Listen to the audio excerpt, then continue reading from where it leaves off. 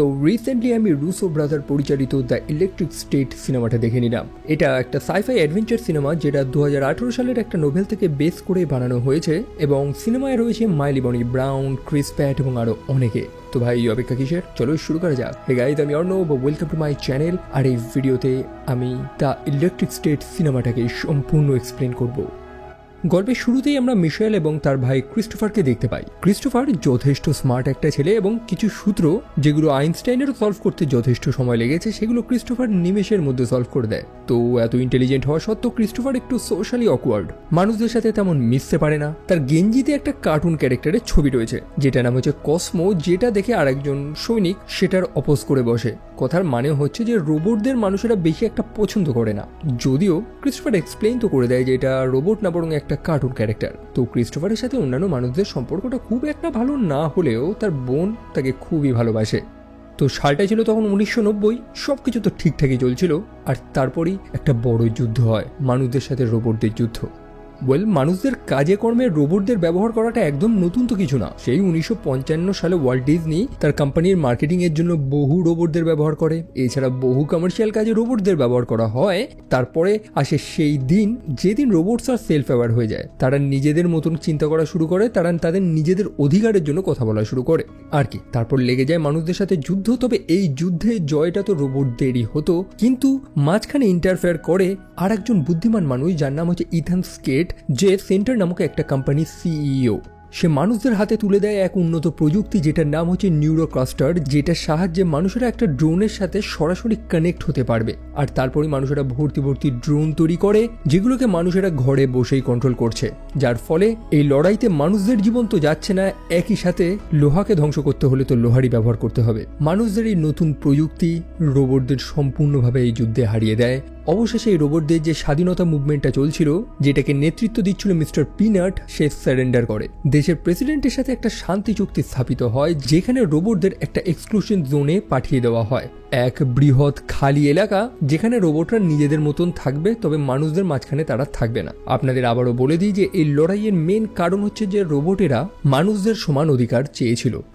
যাই হোক, যুদ্ধ তো শেষ। একই সাথে এই নিউরোক্লাস্টার টেকনোলজিটাকে এখন সাধারণ মানুষদের মধ্যে ইন্ট্রোডিউস করার ব্যবস্থা করে সেই ইথান স্কেট। এই প্রযুক্তির সাহায্যে মানুষেরা একই সময় দুটো স্থানে থাকতে পারবে, একটা হচ্ছে মানুষদের কাজ আর একটা হচ্ছে মানুষদের পছন্দের জায়গা।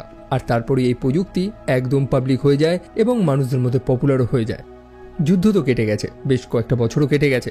আমরা মিশেলকে দেখতে পাই, তবে এবার আর তার সাথে তার ভাই কিন্তু নেই। আসল ব্যাপার হচ্ছে যে একটা দুর্ঘটনাতে মিশেলের সম্পূর্ণ পরিবার, তার ভাই সবাই মারা গেছে। এই মুহূর্তে সে টেড নামক একটা মানুষের বাড়িতে থাকে যে তার ফস্টার প্যারেন্ট, মানে তাকে দত্তক নিয়েছে। একই সাথে মিশেলের পায়ে একটা অ্যাঙ্কেল মনিটর লাগানো, সম্ভবত সে কোনো ক্রাইম করেছে। যেমনটা আপনারা নর্মালি দেখেছেন যে এই অ্যাঙ্কেল মনিটর পড়া থাকলে সেই মানুষটা একটা নির্দিষ্ট স্থানের বাইরে বা দূরে যেতে পারবে না। মিশেল বহুবার এটাকে খোলার চেষ্টা করেছে, তবে সে পারেনি। যাই হোক, সেই টেডের সাথে মিশেলের সম্পর্কটা খুব একটা ভালো না। টেড কিন্তু সেই নিউরোক্লাস্টার যন্ত্রটাই কিন্তু এই মুহূর্তে ইউজ করছে। যেমনটা বললাম, গ্লোবালি এই যন্ত্রটা বেশ পপুলার। মানুষেরা মাথায় সেই বৃহৎ একটা ভাইজার লাগিয়ে চুপচাপ শুয়ে আছে বা বসে রয়েছে, অন্যদিকে সব কাছে ড্রোনই করে দিচ্ছে। সেই টেড নামক মানুষটার কাছে বেশ কিছু অ্যান্টিক জিনিসও রয়েছে, যে জিনিসগুলো বর্তমানে কালোবাজারে প্রচুর দাম। এবং মিশেল মনে করে যে যুদ্ধের সময় টেড হয়তো বহু বাড়ি থেকে এই জিনিসগুলো চুরি করে নিয়ে চলে এসেছে। যদিও টেড এই জিনিসগুলো কোথায় পেয়েছে সেটারও উত্তর আমরা জানতে পারবো। তো তারপর মিশেল চলে যায় তার স্কুলে এবং নিউরোক্লাস্টার ব্যবহার করাটা এই মুহূর্তে তাদের পড়াশোনারই একটা অংশ হয়ে দাঁড়িয়েছে। মিশেল তো এই যন্ত্র ব্যবহার করবে না, সেই কারণে তাদের প্রিন্সিপাল তার সাথে সাক্ষাৎ করে এবং তাকে জানায় যে ক্লাস 9 এবং 10-এ এই নিউরোক্লাস্টার ব্যবহার করাটা ম্যান্ডেটরি। তা সত্ত্বেও মিশেল সেটা ব্যবহার করবে না। যাই হোক, সব খারাপের মধ্যেও মিশেল তার ভাইকে কিন্তু এখনো ভুলে উঠতে পারেনি। সে তার ভাইকে খুবই মিস করে। আর তখনই আমরা ফ্ল্যাশব্যাকের একটা সিন দেখতে পাই, যখন মিশেল তার পরিবারের সাথে গাড়িতে করে যাচ্ছিল এবং রাস্তার মাঝে একটা হরিণ চলে আসে, যার কারণে সেই গাড়িতে অ্যাক্সিডেন্ট হয় এবং সেই দুর্ঘটনাতেই তার সম্পূর্ণ পরিবার মারা যায়। সেই রাতের বেলা মিশেল তো বাড়িতে ছিল, তবে সেই বাড়িতে যেন কেউ একটা এসেছে। মিশেল পরে দেখতে পারে যে সেটা একটা ছোট রোবট, সেই যে কসমো নামক কার্টুন ফিগারটা ছিল না, সেটার রোবট। মিশেল তাকে বহুবার তাড়ানোর চেষ্টা করে, তবে রোবটটা তার সাথে কোনো কমিউনিকেট করতে পারছে না। মিশেল তার মাথার মধ্যে থাকা কাটা তারটা যখন জোড়া লাগিয়ে দেয়, তখন সেই রোবটটা তার মধ্যে লোড থাকা কিছু নির্দিষ্ট ওয়ার্ডের মাধ্যমেই কথা বলার চেষ্টা করছে এবং সে নিজেকে মিশেলের ভাই অর্থাৎ ক্রিস্টোফার বলে পরিচয় দিচ্ছে। যাই হোক, মিশেল তো পরে বুঝে যায় যে এই রোবটটা কোনো বিপদ না, সে কারোর ক্ষতি তো করতে চাইছে না। তবে সেই মুহূর্তে টেড ঘুম থেকে উঠে পড়ে, যে সরাসরি পুলিশকে ফোন করে। অ্যাকচুয়ালি রোবটদের সাথে তো চুক্তি হয়েছিল যে রোবটরা সেই এক্সক্লুশন জোনের বাইরে বেরোতে পারবে না, এই মানুষদের মাঝখানে সে আসতে পারবে না। তবে এই রোবটটা তো এসেছে। তবে মিশেল সেই মুহূর্তে টেডকে ইলেকট্রিক শক দিয়ে অজ্ঞান করে দেয়, যাতে কসমো নামক সেই রোবটটা সেখান থেকে পালাতে পারে। তবে কসমো একা পালায় না, মিশেলও তার সাথে পালায়। যেমনটা বলেছিলাম, মিশেল এই বাড়িতে থাকতে পছন্দ করে না, সে টেড নামক মানুষটাকেও সে পছন্দ করে না। টেড তার নিজে সেই ড্রোনটাকে নিয়ে তো বাইরে বেরিয়ে পড়েছে লড়বে বলে। অন্যদিকে মিশেল সেই কসমোর সাহায্য নিয়ে তার অ্যাঙ্কেল মনিটরটা খুলে গাড়িতে চেপে সেখান থেকে বেরিয়ে যায়। কিছু সময় পরে তাদের গাড়িটা খারাপ হয়ে গেছে। অন্যদিকে মিশেল সেই কসমোকে জিজ্ঞেস করে যে তুমি যদি সত্যি আমার ভাই হয়ে থাকো তো তুমি জীবিত আছো কি করে। এখন সেই কসমো নামক রোবটটা, তার মধ্যে কিছু লিমিটেড সেন্টেন্স রয়েছে, সেগুলোর মাধ্যমেই সে কথা বলছে। তো অবভিয়াসলি মিশেলের সব প্রশ্নের উত্তর তো সে দিতে পারবে না, সেই কারণে মাথা নাড়িয়ে নাড়িয়ে সে হ্যাঁ বা না দিয়ে উত্তর দিচ্ছে। সে জানায় যে সে জীবিত আছে কিন্তু ভালো নেই, তারও সাহায্য প্রয়োজন। তবে সে আছে কোথায়? কসমো আঙ্গুল দিয়ে তখন সেই সেন্টার নামক কোম্পানিটার একটা নেটওয়ার্ক ডোমের দিকে দেখায়। অ্যাকচুয়ালি ব্যাপারটা আপনাদের বুঝিয়ে দিই, এই যে নিউরোকাস্টার নামক যে যন্ত্রটা, যে প্রযুক্তিটা মানুষের এই মুহূর্তে ব্যবহার করছে, অর্থাৎ মানুষের ব্রেন সরাসরি একটা ড্রোনের সাথে কানেক্ট হয়ে যাবে, এই প্রযুক্তিটাকে বাস্তবায়ন করানোর জন্য মানুষের প্রচুর পরিমাণে নেটওয়ার্ক স্পিড প্রয়োজন। সেই কারণে বিশ্বের বিভিন্ন দেশে কোনায় কোনায় এরকম নেটওয়ার্ক ডোমগুলো বসানো রয়েছে। তবে ক্রিস্টোফারের বডি কোথায় আছে এটার উত্তরটা সে কিভাবে দেবে? এখন সে তো উত্তর দিতে পারছে না, অন্য কেউ কি দিতে পারবে? ক্রিস্টোফার জানায় যে হ্যাঁ, সে কোনোভাবে এক্সপ্লেইন করে যে একটা ডাক্তার যে চশমা পরে রয়েছে। আর তখন মিশেলের সেই পুরনো কথাটা মনে পড়ে, যখন তাদের গাড়িটা অ্যাক্সিডেন্ট হয়েছিল এবং সে হসপিটালে ছিল, তখন সেরকমই একটা চশমা পরা ডাক্তার এসে মিশেলকে বলেছিল যে সেই দুর্ঘটনাতে তার ভাই, তার পরিবার মারা গেছে। ফাইনালি মিশেল একটা ছোট ম্যাপও পায় এবং কসমো তাকে আঙুল দিয়ে দেখিয়ে দেয় যে তাকে কোথায় যেতে হবে। সেটা হচ্ছে টেবিল টপ মাউন্টেন, যেটা এক্সক্লুশন জোনের একদম মাঝখানে রয়েছে। তবে কি বললাম যে সেই এক্সক্লুশন জোনে একমাত্র রোবটরা বসবাস করে, মানুষেরা সেখানে প্রবেশ করতে পারবে না, সান্টা রোবটদের জন্যই। এখন মিশেল সেখানে প্রবেশ করবেই বা কি করে? ওয়েল, টেডের যে গাড়িটা চুরি করে এনেছে সে, সেই গাড়ির ট্রাঙ্কের মধ্যে বেশ কিছু বাক্স রয়েছে, যে বাক্সগুলো সেই এক্সক্লুশন জোন থেকেই এসেছে। অর্থাৎ যে মানুষটা টেডকে এই জিনিসপত্রগুলো এনে দিয়েছে সে সম্ভবত সেই এক্সক্লুশন জোনের মধ্যে প্রবেশ করে। তো সেই ব্যাটারে আগে খুঁজতে হবে, আর তারপরেই তাদের একটা লম্বা জার্নি শুরু হয়। আমরা দেখতে পারি যে গোটা দুনিয়া কিভাবে এই প্রযুক্তিটার উপরেই একদম ফোকাসড হয়ে পড়েছে। একদম বৃদ্ধ মানুষদের থেকে শুরু করে রাস্তার গরিব মানুষেরাও, যারা সামান্য এই রিয়েলিটি এসকেপ করার জন্য নিউরোক্যাস্টার ইউজ করছে।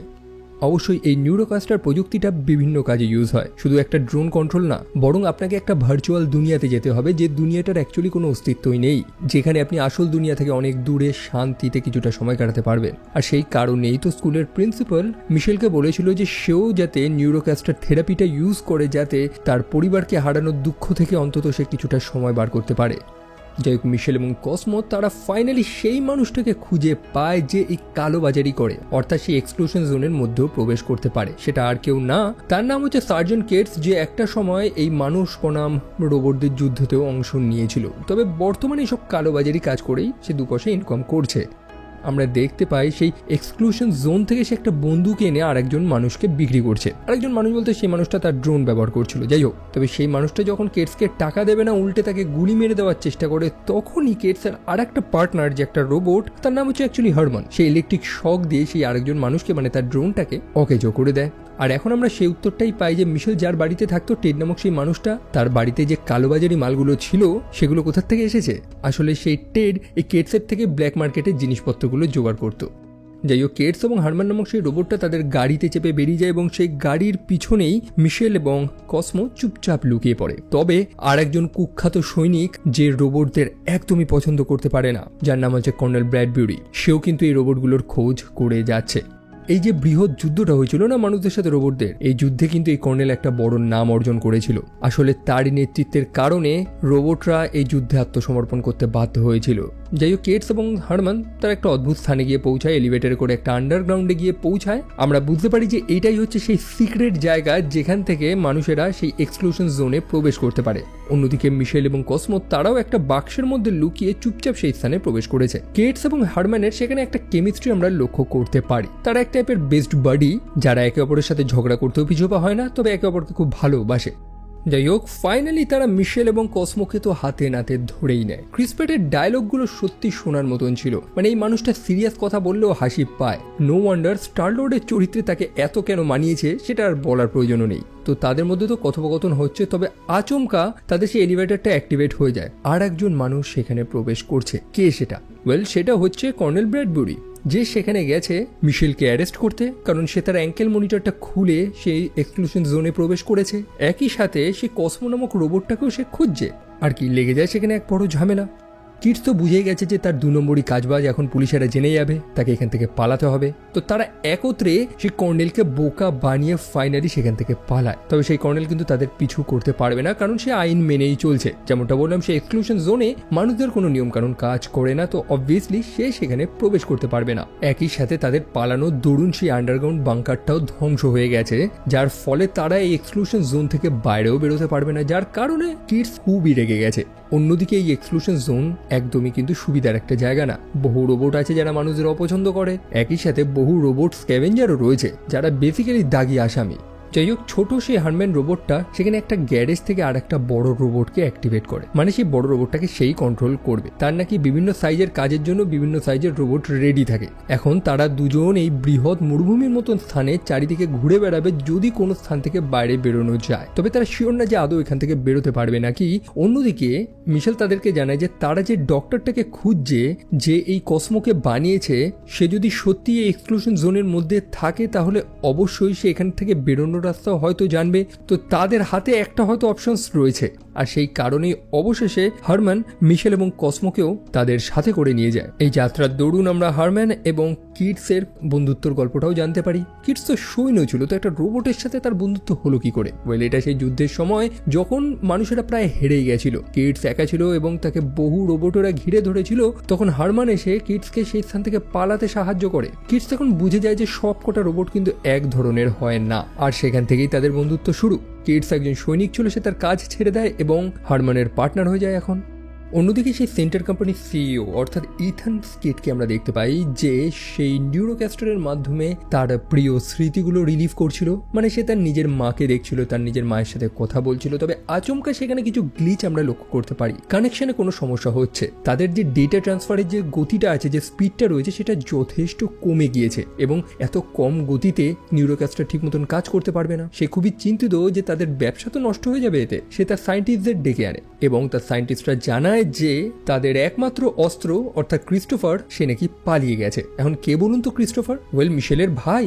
তবে ক্রিস্টোফার এখানে কিভাবে আসলো এটাও জানাচ্ছি পরে। তো কথা হচ্ছে যে ক্রিস্টোফার নাকি পালিয়ে গেছে, তবে মিস্টার স্কেট জানায় যে এটা তো সম্ভব না। সেই সায়েন্টিস্টরা জানায় যে হ্যাঁ সম্ভব না, তার শরীর তো এখানে রয়েছে, তবে সামহাউ তার কনসিয়াস মাইন্ড এই মুহূর্তে একটা রোবটের মধ্যে আপলোড হয়ে রয়েছে এবং সেই রোবটটা পালিয়ে গেছে এবং তাকে পালাতে কি সাহায্য করেছে ডক্টর আর্মহেস্ট নামক আরেকজন মানুষ, সেই চশমা পরা সেই ডাক্তার যার খোঁজেই তো মিশেল এবং কসমো এখানে এসেছে। তো ব্যাপার হচ্ছে যে ক্রিস্টোফারকে ছাড়া এই কোম্পানি কিছুই করতে পারবে না এবং শীঘ্রই তাকে খুঁজতে হবে, নয়তো আগামী ফ্রাইডেতেই তাদের এই সম্পূর্ণ কোম্পানি বন্ধ হয়ে যাবে। সেই কারণে চিন্তিত মিস্টার স্কেট সরাসরি কর্নেল ব্র্যাডবুরির সাথে সাক্ষাৎ করে। কর্নেল জানায় যে হ্যাঁ, সে মিশেল নামক একটা মেয়েকে খুঁজছে যে তার অ্যাঙ্কেল মনিটরটা ভেঙে পালিয়েছে এবং একই সাথে তার সাথে একটা রোবটও রয়েছে যে অবশ্যই মানুষদের দুনিয়াতে রয়েছে। সে একটা নিয়ম ভঙ্গের কাজ করেছে এবং নিয়ম ভঙ্গের শাস্তি হচ্ছে সরাসরি মৃত্যু, অর্থাৎ সেই রোবটটাকে সরাসরি ডিঅ্যাক্টিভেট করা হবে কোনো প্রশ্ন না করেই।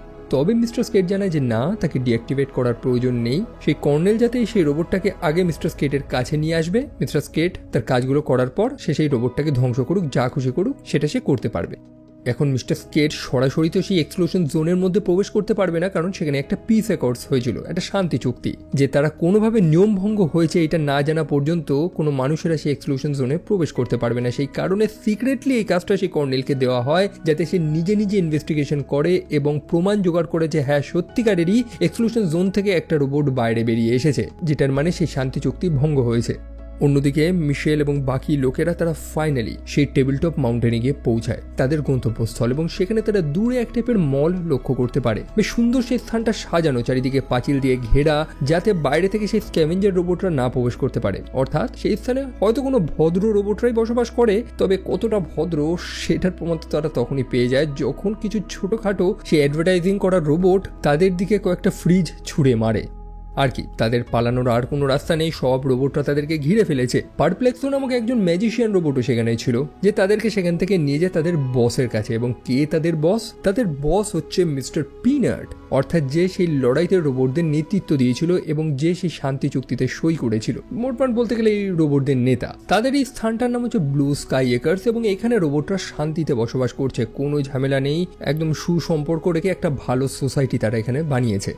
যাই হোক, মিশেল তো জানায় যে তারা এক ডক্টরকে খুঁজছে চশমা পড়া, এবং মিস্টার পিনাট তাদেরকে একটা স্থানে নিয়ে যায়। মিস্টার পিনাট তাদের সাথে খুবই ভালো সম্পর্ক রেখেছে। সে জানায় যে প্রথমে তারা এই মানুষগুলোকে স্ক্যাভেঞ্জার মনে করেছিল, সেই কারণেই তাদেরকে বেঁধে রেখেছিল, তবে তাদের বাঁধনগুলোকে খুলে দেওয়া হয়। যেমনটা প্রথমেই দেখেছিলাম যে সে কোনো যুদ্ধ চায়নি, বরং সে রোবটদের সমান অধিকার চেয়েছিল এবং সেও শান্তি চেয়েছিল বলেই সেই শান্তি চুক্তিতে সই করেছিল। সে জানায় যে হ্যাঁ, এখানে একটা ডাক্তার ছিল, ডক্টর আর্মহার্স্ট, যাকে সে ভাগিয়ে দিয়েছে। আসলে তাদের এই চুক্তির নিয়ম অনুযায়ী কোনো মানুষকে তো তারা এখানে আশ্রয় দিতে পারবে না, এবং যদি দেয় তো তাদের সেই চুক্তিটা ভেঙে যাবে। এই রোবটরা প্রথম থেকেই তো তাদের একটা আলাদা জায়গা, আলাদা অধিকার চেয়েছিল এবং তারা ফাইনালি পেয়েছে। এবং মিস্টার পিনাট কখনোই চাইবে না যে এই চুক্তিটা ভেঙে যাক। আর কি, মিশেল এখন বাইরে বেরিয়ে যাবে সেই ডাক্তারকে খোঁজার জন্য, যে সে তার ভাইয়ের বডিটাকে কোথায় নিয়ে গেছে। তবে বাকি লোকেরা তাকে বাইরে বেরোতে দেবে না, কারণ রাত হতে চলেছে এবং রাত হলেই এই স্থানটা আরো ভয়ঙ্কর হয়ে পড়ে। বাইরে স্ক্যাভেঞ্জারদের রাত চলে, তো অনেকে রিকোয়েস্ট করার কারণে অবশেষে মিশেল আজকের রাতটার জন্য এখানে ওয়েট করে। রাতেবেলা কসমো তার শরীরে থাকা ইনবিল্ড প্রজেক্টরটা দিয়ে সেই পুরনো কার্টুনটা চালায়, যে কার্টুনটা মিশেল এবং ক্রিস্টোফার একসাথে দেখতো। এটা তার ছোটবেলার কথাটা মনে পড়িয়ে দেয়। যদিও কসমো নামক এই রোবটটা তো ক্রিস্টোফার নিজেই তার নিজের বোনকে তাদের পুরনো স্মৃতিটা সে মনে করিয়ে দিচ্ছে। একই সাথে সেই মধ্যরাতে আর একটা রোবট যে পোস্টকার্ড ডেলিভারি করে, সে মিশেলকে এসে একটা কার্ড দেয়। এই চিঠিটা পাঠিয়েছে সেই ডক্টর আর্মহার্স্ট, যাকে তারা খুঁজছে, এবং সেখানে লেখা রয়েছে যে তাদেরকে কোথায় যেতে হবে। তবে রাস্তা তো লম্বা এবং মিস্টার পিনাট তাদেরকে একাও তো ছাড়তে চায় না, সেই কারণে বহু অন্যান্য রোবটও তাদের সাথে যাচ্ছে। তাদের সেই লম্বা জার্নি শুরু হয় এবং তারা ফাইনালি তাদের গন্তব্যস্থলে গিয়ে পৌঁছায়। তবে অন্যদিকে কর্নেল ব্র্যাডবিউরি, সেই পুলিশটা, সে কিন্তু মিশেল এবং সেই কসমোকে খুঁজে যাচ্ছে এবং সে ফাইনালি সেই স্থানে পৌঁছেছে, কিন্তু সে লুকিয়ে লুকিয়ে সবকিছু দেখছে। যাই হোক, রাতের বেলা মিশেল এবং বাকি রোবটরা ফাইনালি সেই স্থানে গিয়ে পৌঁছায় এবং অবশ্যই রাতের বেলা স্ক্যাভেঞ্জারদের উৎপাত। তবে ডক্টর আর্মহার্স্ট ফাইনালি সময় মতন তো তাদের বাঁচিয়ে নিয়েছে। তারা ফাইনালি সেই ডক্টরের সাথে সাক্ষাৎ করে, যার কাছে অ্যাকচুয়ালি সেই উত্তরটা আছে যে ক্রিস্টোফারের বডিটা কোথায়। আর এখানে কিছু কঠিন সত্য রিভিল হয়। সেই যে অ্যাক্সিডেন্টটা হয়েছিল না, সেই অ্যাক্সিডেন্টে ক্রিস্টোফার সত্যি কোমাতে চলে গেছিল এবং সেই সেন্টার কোম্পানির ইমেজিং মেশিনে ক্রিস্টোফারের ব্রেনটা যখন স্ক্যান করা হয়, সেখান থেকে সেই কোম্পানি কিছু দারুণ তথ্য পায়। যেমনটা দেখেছিলাম, ক্রিস্টোফার খুবই ইন্টেলিজেন্ট এবং তার ব্রেনের ব্যবহার করেই এই সেন্টার নামক কোম্পানিটা কিন্তু এই যুদ্ধে জয়লাভ করেছে। সেই নিউরোকাস্টার নামক যন্ত্রটাকে বানানোর জন্য তাদের প্রচুর পরিমাণে কম্পিউটিং পাওয়ার এবং স্পিড প্রয়োজন ছিল, যেটা ক্রিস্টোফারের ব্রেনের দ্বারাই সম্ভব ছিল। সেই কারণে এই সম্পূর্ণ নেটওয়ার্কটা ক্রিস্টোফারের মাথার মাধ্যমেই চালিত হতো। তো আপনাদের যদি সহজ ভাষায় বলি, আমাদের কম্পিউটারের ব্রেন হচ্ছে কি সিপিইউ, তেমনই এই বৃহৎ কোম্পানিটার, এই বৃহৎ নেটওয়ার্কের ব্রেন হচ্ছে ক্রিস্টোফার। ডক্টর আর্মহার্স্ট জানায় যে ক্রিস্টোফারকে তো বাঁচানো সম্ভব ছিল না, সে কোমায় চলে গেছিল। এই একটাই উপায় ছিল, তাকে বাঁচিয়ে রাখা যেত। তার বোন জানায় যে এরকম ভাবে বাঁচিয়ে কি লাভ, তারা তো ক্রিস্টোফারকে জাস্ট ব্যবহার করে গেছে। সেই ডক্টর জানায় যে না, এরপরেও কিন্তু একটা মিরাকেল ঘটেছিল। সেই ডক্টর একটা রোবটকে বানিয়েছে যার নাম হচ্ছে পিসি, এবং সেই রোবটটার মধ্যে সেই ডক্টর তার সম্পূর্ণ মেমোরিটাকে ট্রান্সফার করেছে। অর্থাৎ সেই ডক্টরের স্মৃতিতে যা যা রয়েছে এই রোবটটার হার্ড ড্রাইভে সেই জিনিসগুলো রয়েছে, এবং সেই রোবটটাই সেই ভিডিও রেকর্ডিংগুলো দেখাতে থাকে। আমরা দেখতে পাই যে ক্রিস্টোফার তার কোমা থেকে উঠে গেছিল, তার হুশ এসে গেছিল, এবং এই বিষয় নিয়েই ডক্টর আর্মহার্স্ট সেই সেন্টার কোম্পানির সিইও ইথান স্কেটের সাথে কথা বলে। তবে মিস্টার স্কেট জানায় যে না, ক্রিস্টোফারকে তো অত সহজে মুক্তি দিলে চলবে না। এমনকি মিস্টার স্কেট সেই ডক্টরকে হুমকিও দিতে থাকে তাকে হত্যা করার। ডক্টর আর্মহার্স্ট বুঝে যায় যে ক্রিস্টোফার এই স্থান থেকে কোনোদিনই পালাতে পারবে না, সেই কারণেই সে ক্রিস্টোফারকে এখান থেকে পালাতে সাহায্য করে। সেই প্রথমে ডাক্তারগুলো এক্সপ্লেইন করেছিল যে ক্রিস্টোফারের সেই নেটওয়ার্কে একটা ফ্ল ছিল, একটা সমস্যা ছিল, যে বাগটাকে তারা প্রথমে ফিক্স করতে পারেনি এবং তারা ভাবেনি এটা কোনোদিন সমস্যা করবে। তবে ক্রিস্টোফার সেই বাগটার ব্যবহার করেই তার কনসিয়াস মাইন্ডটাকে সেই নেটওয়ার্ক থেকে বার করে একটা রোবটের মধ্যে পাঠিয়ে দিয়েছে। যাই হোক, মিশেল এত জটিল কিছু শুনতে চায় না, সে তার ভাইকে আগের অবস্থায় চায়। তার ভাইকে সিয়েটেলে সেই সেন্টারে যে মেন হেডকোয়ার্টার রয়েছে সেখানে রাখা হয়েছে, এবং সেখানে তারা যাবে কি করে এইটা এখন জানতে হবে। কিন্তু সুদিন শুরু হতে না হতেই খারাপ দিন আবার শুরু। সেই কর্নেল ব্র্যাডবিউরি সেখানে চলে এসেছে। তার কাছে এখন তো প্রমাণ চলেই এসেছে যে সেই ট্রিটি ভঙ্গ করা হয়েছে, মানুষেরা এই এক্সক্লুশন জোনে রয়েছে। অন্যান্য সৈন্যরাও ড্রোন নিয়ে সেখানে চলে এসেছে সবাইকে অ্যারেস্ট করবে বলে। সেই কর্নেলকে আটকানোর জন্য মিস্টার পিনার সেখানে চলে আসে এবং তাদের দুজনের মধ্যে চরম লড়াই হয়। হয়। মিস্টার পিনাট একটা ভালো ফাইট তো দেয়, তবে এই অ্যাডভান্স ড্রোনগুলোর এগেনস্টে এই ছোটখাটো রোবটগুলো কি বা করবে। তারপর সেই কর্নেল ডক্টর আর্মস্টের মুখোমুখি হয়। সেই ডক্টর তো জানে যে এই কর্নেল যে কোনো রোবটকে গুলি তো মারতে পারবে, কোনো জীবিত মানুষকে মারতে পারবে না। সেই কারণে সে জানায় যে এই মানুষগুলোকে অ্যারেস্ট করতে হলে আগে আমাকে হত্যা করতে হবে। আর সেই মুহূর্তেই মিস্টার স্কেট একটা ড্রোন নিয়ে এসে সরাসরি ডক্টর আর্মস্টকে গুলি মেরে হত্যা করে দেয়। সেই কর্নেল জানায় যে তার কন্ট্রোলেই তো সবকিছু ছিল, তো মিস্টার স্কেট এটা কেন করলো, তাকে কেনই বা হত্যা করলো। তবে আমরা তো জানি যে মিস্টার স্কেট যদি এই ডক্টরকে হত্যা না করতো তো তার সেই সিক্রেট কথাগুলো সবকিছুই তো রিভিল হয়ে যেত। আর কি, অন্যান্য রোবটরাও কসমোকে আর বাঁচাতে পারে না। সৈনিকরা এসে কসমোকে সেখান থেকে তুলে নিয়ে চলে যায় তাদের হেডকোয়ার্টারে। মিস্টার পিনাট বাকি লোকেদের নিয়ে তারপর তাদের সেই স্থানে গিয়ে পৌঁছায় যে স্থানটা সৈনিকরা তছনছ করে দিয়েছে। মিস্টার পিনাট জাস্ট একটু শান্তি চেয়েছিল, এই রোবটগুলোর জন্য একটা ভালো জায়গা চেয়েছিল। ডক্টর আর্মেস্ট সেটা বুঝেছিল, সেই কারণেই তো সে ক্রিস্টোফারের মাইন্ডটা যখন কসমোর মধ্যে ট্রান্সফার করেছিল তখন কসমোর মধ্যে এই স্থানের ঠিকানাটা লোড করে দিয়েছিল। সেই কারণেই তো কসমো এই স্থানে এসেছিল, যাতে এখানে সে একটা আলাদা পরিবার পায়। অন্যদিকে সেই কর্নেল বেশ কিছু সত্য তো জানতে পারে যে মিস্টার স্কেট জাস্ট একটা রোবটের খোঁজ করছিল না, বরং একটা ছেলের খোঁজ করছিল। সেই ছেলেটাকে সে এখানে আটকে রেখেছে। এবং মিস্টার স্কেট এই কথাটাও জানায় যে এই যে কর্নেল মাথা উঁচু করে চলে, যে যুদ্ধে সে জয়লাভ করেছে, এই যুদ্ধটা তো জিতেছে এই ছেলেটার জন্যই, তো তার ব্রেনের জন্যই তো এটা পসিবল হয়েছে। তবে এত কিছুর মধ্যেও সেই কর্নেল যে প্রথমে মিস্টার স্কেটকে বিশ্বাস করছিল, তার মনে একটু একটু তো সন্দেহ হয়। অন্যদিকে মিশেল যখন সব আশা ভরসা ছেড়ে ফেলেছে তখনই তার মনে আসে যে তাদের সাথে তো সেই ডক্টরের বানানো আর একটা রোবট রয়েছে যার নাম হচ্ছে পিসি, এবং সেই রোবটটার মধ্যেই তো সেই ডক্টরের সব স্মৃতিগুলো রয়েছে তার হার্ড ড্রাইভে। অর্থাৎ সেই ডক্টর যা যা জানে সেই রোবটটাও সেগুলো জানে। তো তারা সেই বড় হেডকোয়ার্টারে তো প্রবেশ করতে পারবে যেখানে মিশেলের ভাইকে আটকে রাখা হয়েছে। তবে সে জানায় যে তার ভাইকে সে যেভাবেই হোক বাঁচাতে পারবে না বা সেই মেইন ফ্রেম থেকে ডিসকানেক্ট করতে পারবে না, কারণ সে যদি করে তাহলে সেন্টারের যে কমপ্লিট নেটওয়ার্কটা রয়েছে সেটা কমপ্লিটলি শাটডাউন হয়ে যাবে। অর্থাৎ এই সম্পূর্ণ নিউরোক্যাস্টার প্রযুক্তিটাই ধ্বংস হয়ে যাবে। এবং মিশেল এইটা শুনে রাজি হয়ে যায় যে হ্যাঁ, তাহলে এইটাই করতে হবে। সেই কোম্পানিটাকে সম্পূর্ণভাবে বন্ধ করে দিতে চায়। তবে মিস্টার পিনাট যে অলরেডি অনেক যুদ্ধ দেখে ফেলেছে, সে জানায় যে সে তো শান্তি চেয়েছিল, আর কত লড়াই সে করবে। তখন মিশেল জানায় যে মানুষেরা যখন এই স্থানটাতে আক্রমণ করেছে তার মানে মানুষেরা শান্তি চায় না। আর কি, সব রোবটরা এবার একত্রিত হয়ে যায়, তারা একত্রে চলে যায় ক্রিস্টোফারকে বাঁচানোর জন্য। সেই সেন্টারে হেডকোয়ার্টারে তারা আক্রমণ করে দিয়েছে। রোবটদের সংখ্যা সেখানে যথেষ্ট বেশি। অন্যদিকে বাকি সৈনিক সিকিউরিটিরা যখন ব্যস্ত রয়েছে তখন মিশেল সেই পিসি নামক রোবটটাকে নিয়ে চুপচাপ সেই হেডকোয়ার্টারে প্রবেশ করেছে। ডক্টর আর্মস্টের স্মৃতি তার মধ্যে রয়েছে, সেই কারণে দরজার অ্যাক্সেস কোড সবকিছুই তো সে জানে। এবং ফাইনালি মিশেল তার ভাইয়ের কাছে গিয়ে পৌঁছায়। অন্যদিকে এতগুলো রোবটকে আটকানোর জন্য ফাইনালি মিস্টার স্কেট তার অস্ত্রটা ব্যবহার করে। তারও একটা রোবট রয়েছে, সে নিউরোক্যাস্টার প্রযুক্তি ব্যবহার করে সেও তার রোবটটাকে যুদ্ধে নামিয়ে দেয়। এবং প্রথমেই সে ট্যাকোর আকারে থাকা একটা রোবট যে জাস্ট পিয়ানো বাজায় তার উপরে আক্রমণ করে। আমি জানি না যে এই রোবটটাকে এখানে আনার মানে কি ছিল, না সে লড়াই করতে পারবে না কিছু, জাস্ট টাকোর মতন দেখতে একটা রোবট বসে জাস্ট পিয়ানো বাজায়। যাই হোক, রেস্ট ইন পিস। তো মিস্টার স্কেট তো সেখানে চরম তোলপাড় করছে। অন্যদিকে মিস্টার পিনাটকে আটকানোর জন্য কর্নেল ব্র্যাডবুরি আবারও চলে এসেছে। সেই কর্নেল মিস্টার পিনাটকে জিজ্ঞেস করে যে তুমি তো আগের বারও হেরে গেছো, তুমি প্রতিবারই হারবে, তা সত্ত্বেও কেন লড়ছো? মিস্টার পিনাট জানায় যে স্বাধীনতার জন্য সবকিছু করা যায়, তাই বলে কি তারা মরতেও রাজি? তখন মিস্টার পিনাট জানায় যে তাকে তো আগে জীবিত থাকতে হবে মরার জন্য, তাই না? আর তখনই সেই কর্নেল ব্র্যাডবুরি তার বন্দুকটা নামিয়ে দেয় এবং বলে দেয় যে মিস্টার স্কেট সেই বিল্ডিং এর কোথায় লুকিয়ে রয়েছে।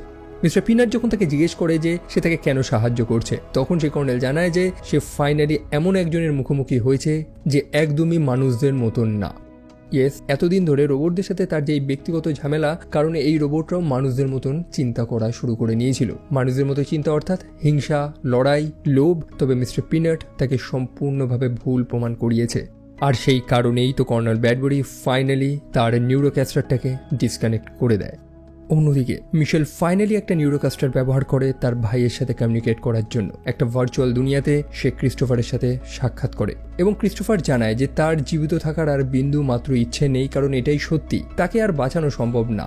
মিশেল যতই চেষ্টা করুক এই কোম্পানি তার ভাইকে ঠিক আটকেই রাখবে। সেই জন্যই তার হাতে একটাই রাস্তা রয়েছে যে তার ভাইকে কমপ্লিটলি মুক্তি দেওয়া, তার লাইফ সাপোর্টটাকে ডিসকানেক্ট করে দেওয়া, এই কমপ্লিটলি মেইন ফ্রেম থেকেই তাকে ডিসকানেক্ট করে দেওয়া।